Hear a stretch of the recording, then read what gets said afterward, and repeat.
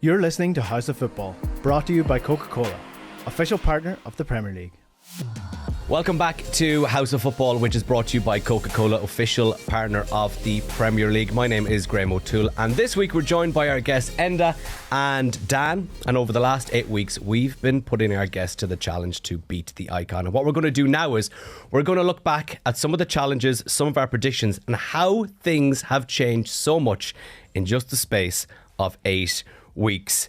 And we're going to kick off with match week 4, which was challenge 1, and it was double points for Man United versus Manchester City. And at the time, United were well off the pace. The writing was on the wall for Amorim, but now over the last 5 games, they've gone unbeaten with 3 wins, 2 draws. They're 7th. How have they turned it around? Yeah, I remember going into that challenge, and it was almost like an inevitability about Man City winning that game, and how United were so poor to start the season that it didn't look like Amorim was going to get much of a chance this season. Grimsby then came along and put them out of the cup, and you're just thinking this has to be there has to be the end point. But somehow they've managed to turn it around over the last 5 or 6 weeks. I think it just comes with like momentum. Like a lot of those games, United actually started the season pretty well against Arsenal. They did lose the game, but they were really good, and it was positive signs. And then over the last number of weeks, I think the chances have started going in, and Mbeumo started scoring. Defensively, they're actually always quite solid because they've got that extra bit of defence in there with the 5 at the back or 3 at the back. But it was always just about what they could do on the other side of the pitch, and now I think that's the key thing. They've started scoring goals. You can't win games without scoring goals. Is there any correlation between in and around the same time that they turned it around, Jim Ratcliffe came out and said, we're going to make sure that he stays here for 3 years?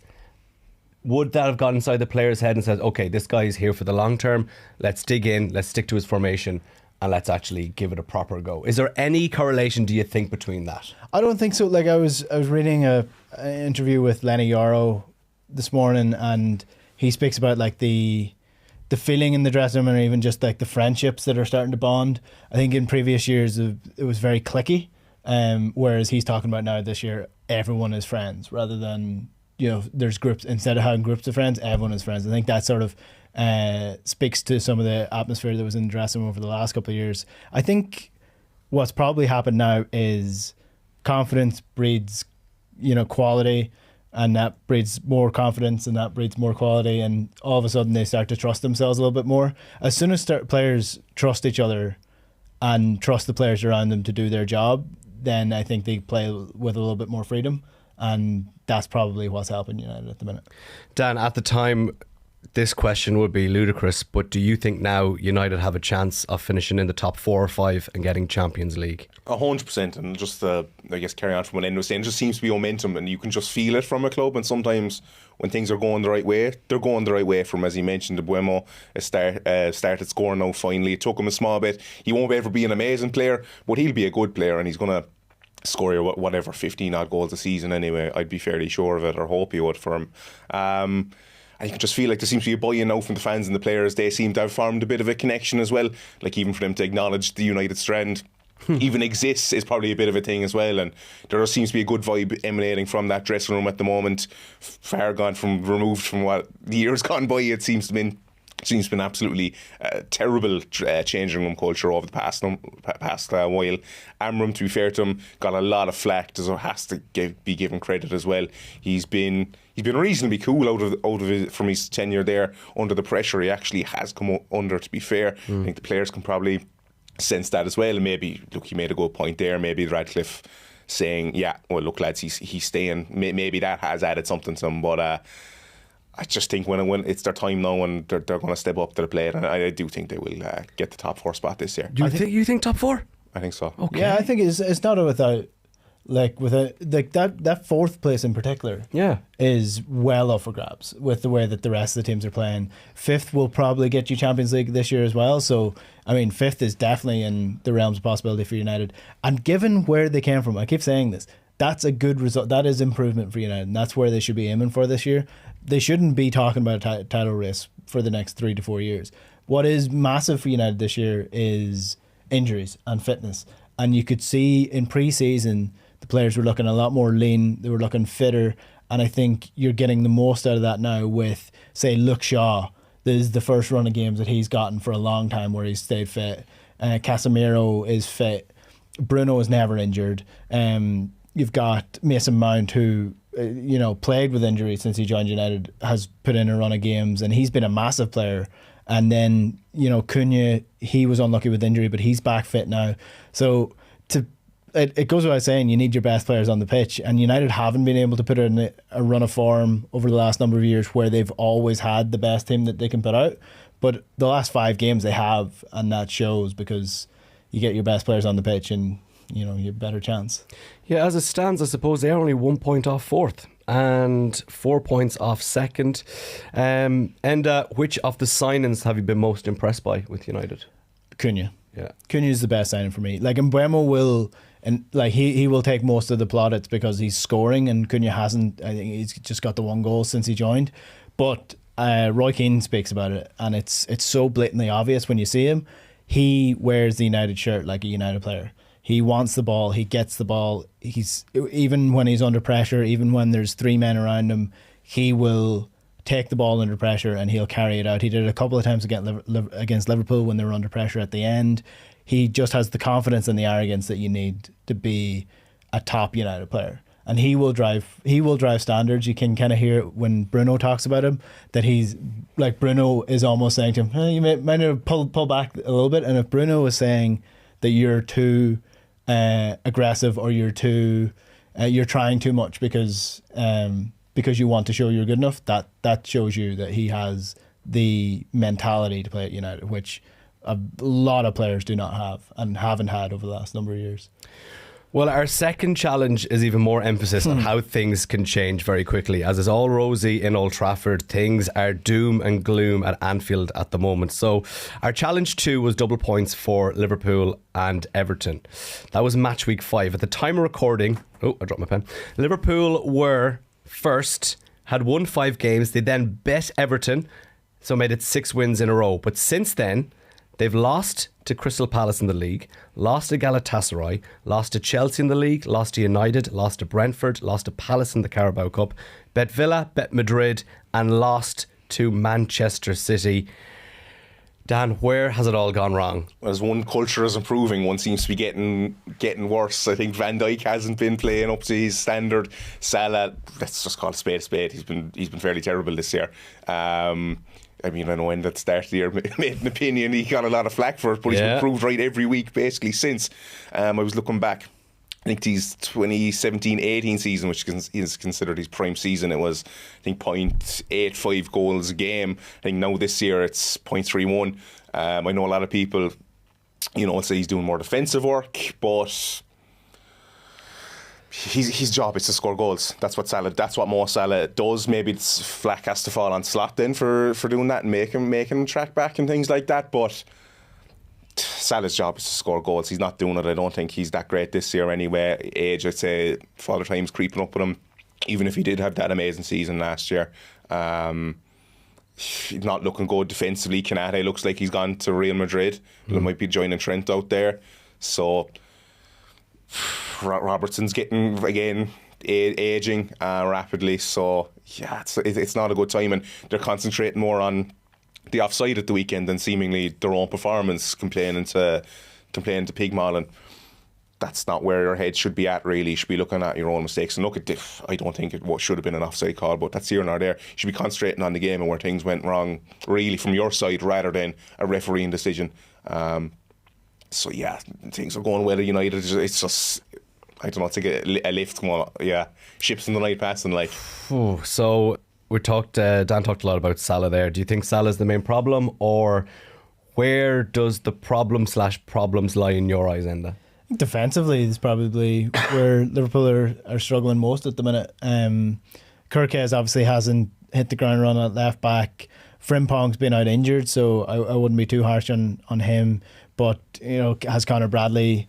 Does he still have the drive that he had? I mean, you saw him against Mbappe. Like, that's the level that Conor Bradley can get to, but he just can't seem to get that momentum going. Maybe Conor Bradley just needs that bit between his teeth that he needs to prove something that he's up against this player and he can do the job, whereas like momentum, doing that over a week-on period is harder. I think Liverpool will probably be fine post-Christmas, especially if they sign Mark Gahey from Crystal Palace like they were going to during the summer. It just fell through. If they get Mark Gahey in the door, I think that probably solidifies that defence a little bit better, and they'll be stronger. What surprised me about Liverpool is just how open they are to like the counter-attack, because slot teams and Liverpool in general, like it seemed like they were moving towards a more controlled style of play, and maybe Slot wasn't expecting the transition of football to long balls, and all of a sudden the control aspect changes, because controlling a game with possession is different against another team who's trying to control the game with possession, not a team that once they get the ball they're firing it up over your defence. So I think maybe Slot was taken by surprise. Yeah. And the new signings as well, like Isak, done next to nothing. Wirtz, I mean, has done absolutely nothing. 11 games, no goal involvement. Like it's criminal now the amount of money they spent, and none of those players have really come in and hit the ground running. Unfortunately, I think they're missing Trent at the back as well for sure, and I think Alisson's always injured as well, which I think cannot help it. You want someone there stable. And I think Alisson always being injured is actually a bit of a problem for them as well. It's going to be interesting when the African Cup of Nations kicks off, because then we're going to see what the post-Salah era is going to look like with Liverpool, and it'll probably take the pressure off Slot a little bit from having to drop Salah. So we'll probably get an idea of what the team will look like maybe next season when they don't have the pressure of Salah on the bench. What do you think he's going to do then, given that we'll say all the players are injury free? I think I'm probably on the record as saying that he's going to play Ekiteke and Isak up front together, and genuinely I see a shift to a 3 at the back system for Slot, and probably more generally in football as well. If he gets Mark Gahey in, I see it as a shift to Mark Gahey, Van Dijk and Konate. While Konate is still here, I think he won't go in January, he'll be in the summer. The 3 of them in the back, Frimpong and Kirkez as wing backs, as they played previously for other clubs. Then you've got Gravenberch as the sort of the defensive midfielder. You've got McAllister as the controller, and then you've got Isak and Ekiteke up front with Verse as a sort of a number 10. Does that make sense? Is that enough? You feel like the title is done though. You get the sense that I know you can't win the title in November, but you can lose it, and I feel like Liverpool have lost it. I feel like they have. Yeah, it's Arsenal and Man City now at the moment. It's it's not looking good for Liverpool. Out of the signings, who have you been most impressed with, Dan? I know I presume it's Wirtz that everyone's going to be disappointed. You mentioned 11 games, no goals. Who have you been most impressed with the Liverpool signings so far? It's been tough for a lot of them. Ekiteke maybe. Yeah, young lad. Yeah, probably Ekiteke. I'd say. Go on. Yeah, you have mentioned Ekiteke. You actually do big calls. Get rid of Salah, and Ekiteke is going to be one of the signings of the season. He has dropped off a little bit, but I think that's got to do with Liverpool's play and form. Took him out of the team whenever he was playing his best football. Should never have took off his jersey against Crystal. Was it Southampton? It was Southampton in the Carabao Cup. That was silly. You're listening to House of Football, brought to you by Coca Cola, official partner of the Premier League. Now, challenge 4 was double points for clean sheets, and it ties in to what we've been talking about already, and we'll see is there any link to the goalkeepers and the form changes of Liverpool and Manchester United. So Marmardashvili came in for Liverpool when Alisson got injured, as Dan, you were mentioning there, against Galatasaray. And then since then, Liverpool have lost to Chelsea, lost to United, lost to Brentford, bet Villa, and lost to City in the league. Dan, do you think he is the heir to the Alisson throne? I would have said no before he came in. It should have been Kelleher. And look, Cork boy an Irish boy is probably coming through there as well. But he hasn't been terrible. He's been pretty good. He will be the heir to the Alisson throne. I think that's fair to say. But should he have been? I'm not 100% convinced. Has he made any real blunders? I don't really think he has. He probably looks less comfortable with the ball at his feet than Alisson does at the club, but he's relatively new to them as well. yeah, he will be there to the Alisson throne, but should he be? I'm not 100% convinced. And he's conceded 12 in 7. Is it on him, or is it on the form of the wider Liverpool team? I think a certain number of those goals you could say that Alisson probably would have saved. It's hard for a new goalkeeper to come in and be commanding. I mean, very few actually do it straight away. I know we're going to talk about Lamens, who has done it, but I think he's coming into a different scenario. For Liverpool, you want your goalkeeper to be the commander of that defence, and I think maybe we're seeing a lack of communication between him and Van Dijk, and him and Konate, and then Konate and the rest of the defence. So it just seems all a little bit disjointed at the minute. I think he'll come good. Like, he has the talent to do so. He has the physicality to do so as well. It might just take him a little bit of time. Are you going to come into a new change room and start roaring at Van Dijk? You're not, like, United, as Enda said, it's a totally different situation. Like, they're going terribly anyway, so it doesn't matter. But you're not going to come into any workplace and start shouting at a guy who's been there however many years. Like, do you know what I mean? A senior guy. Yeah. You're going to, just accept kind of whatever they throw at you, and you're going to be afraid to be commanding, and you're going to be afraid to be outspoken. So I think that goes against him there. As an actual keeper, yeah, and they said he's not as good of a shot stopper as Alisson, probably never will be, probably also never will be as good to be able to play the ball from feet as well. But as in terms of being the heir to the Alisson throne, looks like he's going to be Slot's man anyway. With Kelleher, like as Dan said there, like Kelleher has he had the luxury, I guess, of being in the Liverpool dressing room the whole time, having the trust of the defence already for years and years and years. So when he came in, it wasn't that much of a change up from Alisson. It was just, oh, well, this is Alisson's number 2, so of course he's going to come in. Whereas I think with Mamadou Yasfeli, he has a little bit to prove. So I think, I don't know, I still think Kelleher could have done it at Liverpool. I still think they made a rash choice bringing in this new goalkeeper and getting rid of Kelleher, but maybe time will tell. Maybe he will be the best goalkeeper in the world in a few years. But I think when you look at him, he doesn't look out of place. I think that's kind of the main thing he can do, especially with the amount of keepers that United have brought in over the years that have looked out of place immediately. And the one thing that I've noticed is they need to know that he's a left footer, not a right footer. They keep on passing to his right foot, thinking it's Alisson. But that's by the by. He's not making loads of mistakes. No. He doesn't look like a sub goalkeeper who's coming in and he's well out of his depth. He just needs a little bit more time to get the grasp with the communication and little bits like that. Like that will come with time. And a good penalty save against Haaland as well, against City there. Now, in the opposite end, United brought in Lamens. They've had serious problems over the years with finding a number 1. But since he started, this is when the unbeaten run has begun. So their last 5 games when he started, they have beaten Sunderland, clean sheet. They've beaten Liverpool, conceded 1. They bet Brighton 4-2. They drew with Forest and they drew with Spurs. Now, he has conceded 7 in 5, but he hasn't lost any games when he started as Manchester United goalkeeper. Is he the one? Is he the number 1, Enda?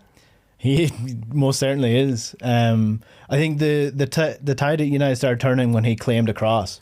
That's when it was like, yes, thank you. Finally, there is somebody who can come and just catch the ball in the air. And honestly, the change that makes to the mood. And there was actually a moment where he received like a pretty bad pass back from, I think it might have been Lenny Yoro or De Ligt, and he's just calm. He takes a touch, takes it around the defender and bangs it up the pitch, and you actually see the camera pan to De Ligt, and he just has a little like grin or a little chuckle to himself, because it's almost like finally. Yeah, like finally. And then I think you see that with the confidence in the defence, like De Ligt, whose job it is to step into the midfield, to be that extra midfielder.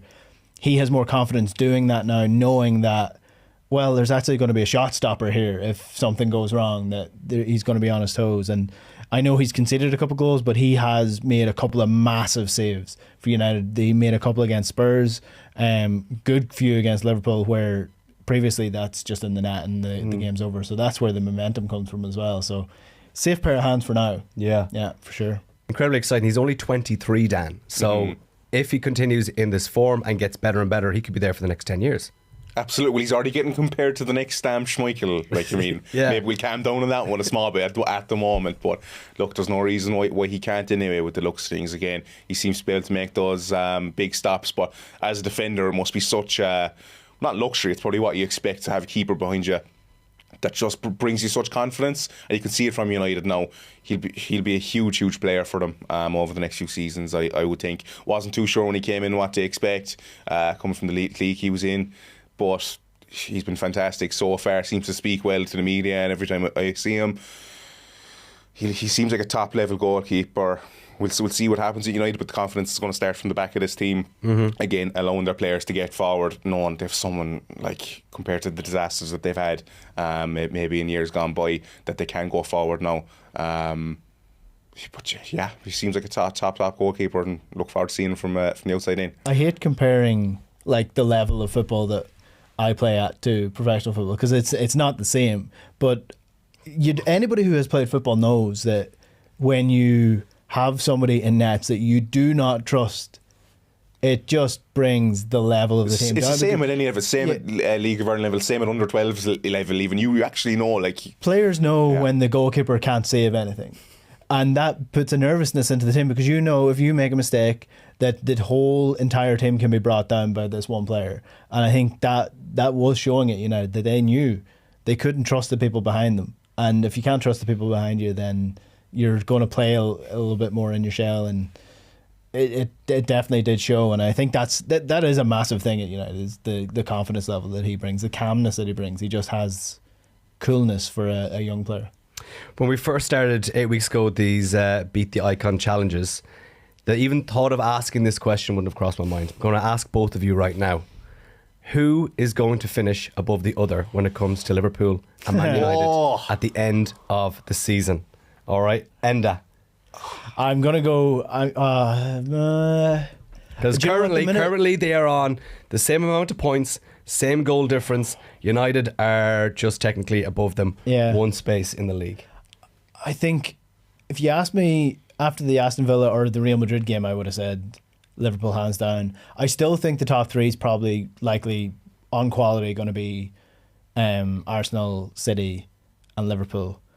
Chelsea are doing a good run of form now. They could potentially finish third as well. I'm going to say Liverpool.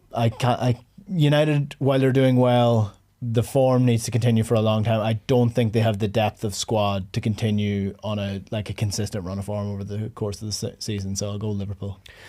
Dan, you said United will finish fourth. So do you think Liverpool will finish third or below fourth? I'm going to see United finish above Liverpool.